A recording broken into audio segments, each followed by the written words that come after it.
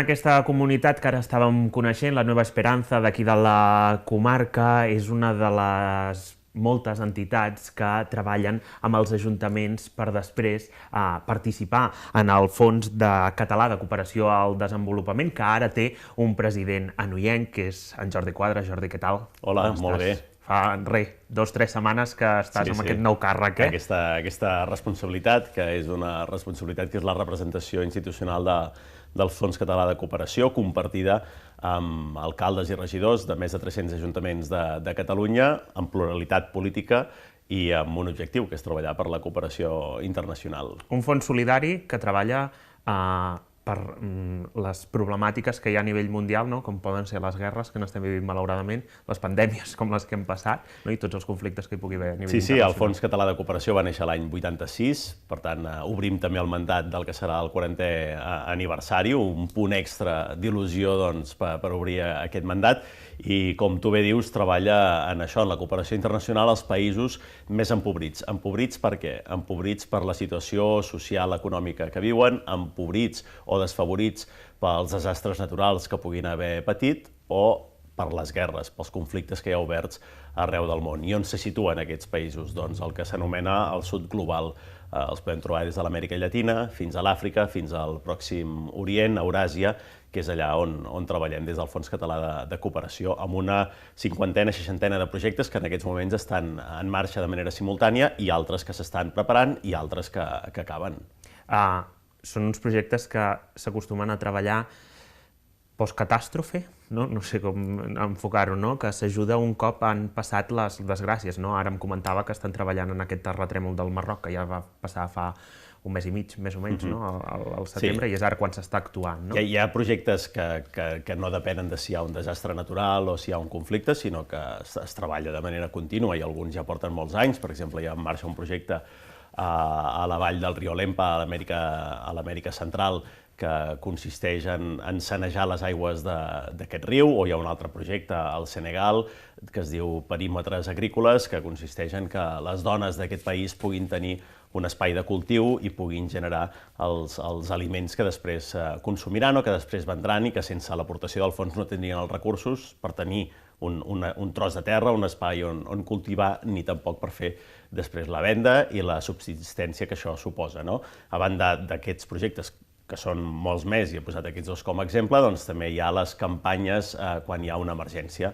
Va ser en el cas d'Ucraïna, que es van recollir més de 700.000 euros i es van fer projectes, per exemple, en Pallassos Sense Fronteres per la salut mental dels infants que estaven en centres d'acollida, o també projectes de suport a les dones que han patit violència masclista i que van haver-se de desplaçar per la guerra d'Ucraïna.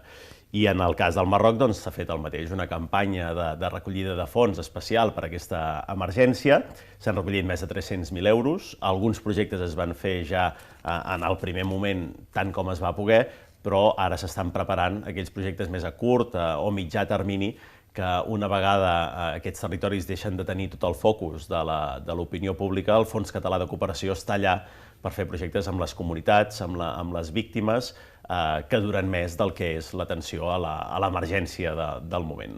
En aquest cas, la solidaritat acaba venint de nosaltres, no? Dels ciutadans. Sí, és un fons que es nodreix dels recursos que els ajuntaments, que són socis, i destinen. També les 4 diputacions, també l'Àrea Metropolitana de Barcelona i altres organismes locals, com la Federació de Municipis o l'Associació Catalana de Municipis. És l'eina, per entendre'ns, que tenen els ajuntaments per fer polítiques de cooperació internacional.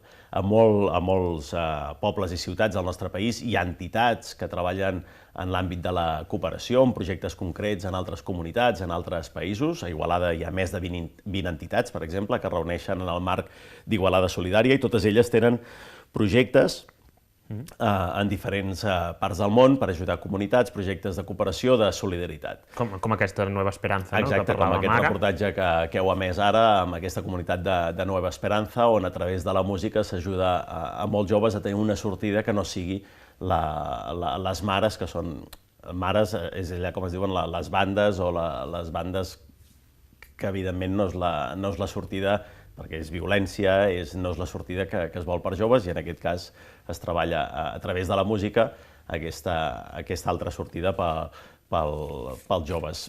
Però sí, són projectes que neixen des dels ajuntaments, des de les entitats, i el fons és l'eina que tenen per poder-ho dur a terme, perquè el fons té personal en aquests països, té una delegació a l'Amèrica Llatina, té una delegació a l'Àfrica, té un equip de més de 20 persones, tècnics especialitzats en cada un dels temes, que fan possible tots aquests projectes amb els socis que hi hagi a cada un d'aquests països, ja sigui una entitat o sigui un ajuntament. I per tant, el fons és aquesta eina que casa la voluntat de fer projectes de cooperació en com poder-los realitzar amb èxit als països que els necessiten. Actualment, si no m'equivoco, són uns 300 ajuntaments catalans, no?, que formen part d'aquest Fons Català de Cooperació al Desenvolupament, però se'n deuen poder sumar més, no? Són els socis que els anomenen. Sí, poden sumar tots els socis que vulguin, tots els ajuntaments que vulguin, que tinguin ganes de fer aquests projectes de cooperació internacional i fer una aportació per la cooperació i per la solidaritat pels països empobrits. De moment són més de 300, hi ha hagut un creixement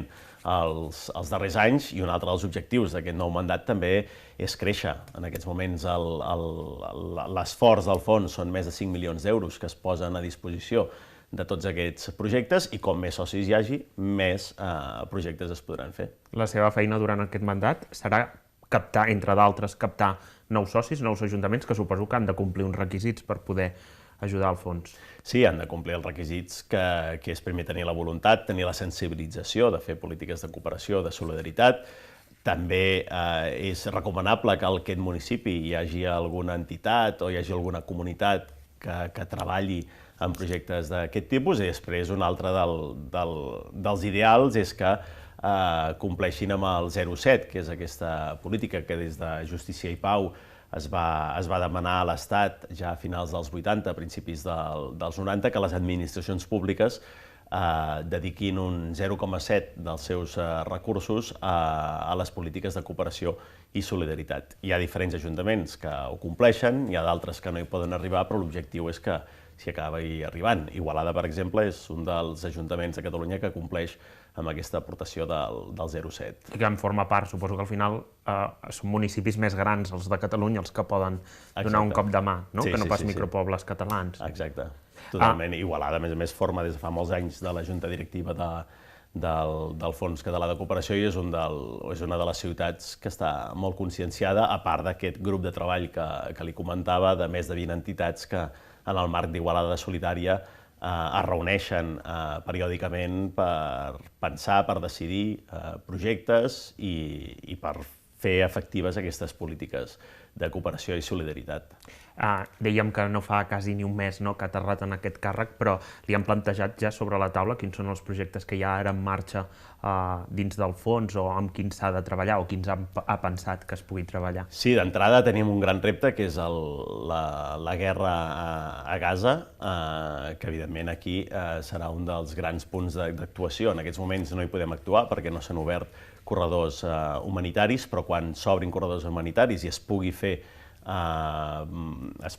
polítiques sobre el terreny, evidentment el fons hi serà, i aquest jo crec que és el gran repte que hi ha en aquests moments, d'atendre sobretot les víctimes i demanant també un alto al foc i que es deixi de vulnerar el dret humanitari internacional com està passant en aquests moments. Però és un conflicte que estem seguint molt de prop i que quan sigui possible el Fons Català de Cooperació hi serà.